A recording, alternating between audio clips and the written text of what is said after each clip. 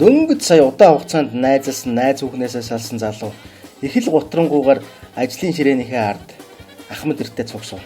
Залуу асууж байна нэ. Үгүй ингээд балтаахаа удуулагч та хоёрын хамтдаа ингэж удаан амьдарсны нууц нь ер нь юундаа байна аа? Юу штэ. Зоргоо минь. Гол нь хариуцлага л зүү хуваарлах хэрэгтэй.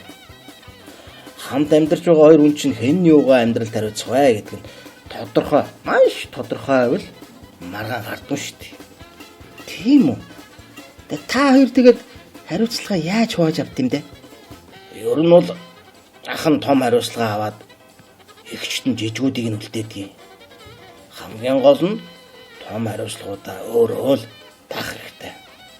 Жишээ нь эгч чинь сарын үнсэндээ хэдэн төгрөг зарцуулах бай, хүүхдүүдэд айл цэцэрлэгдэх үү, хэнд ямар хувц авч хүү, шинэ зурагт авах уу, хөрөгчөө солих уу болох уу, машина авах уу яах уу гэл одоо бүх л асуудлуудыг хэрэг шийдэндээ хийднэ. Та тэгвэл ямар хариуцлагыг өөртөө авдаг юм? Ер нь бол Ираны цөмийн асуудлыг яах уу, Иранд Америк дайн зарлах ёстой юу, дэлхийн цагуурын дулаарлыг яаж зогсоох уу? Озоны давхаргын цооролтын хурдыг яаж зогсох вэ? За гэх мэтийн том асуудлуудаа л хариуцсан шүү дээ.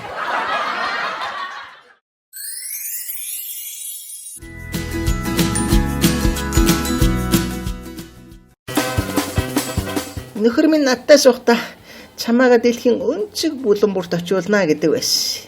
За тэгээ яасан? Одоо очсон уу? Одоо болохоор дэлхийн бөөрийнхий өнцөггүй штэ гэдэг ах юм биш үү?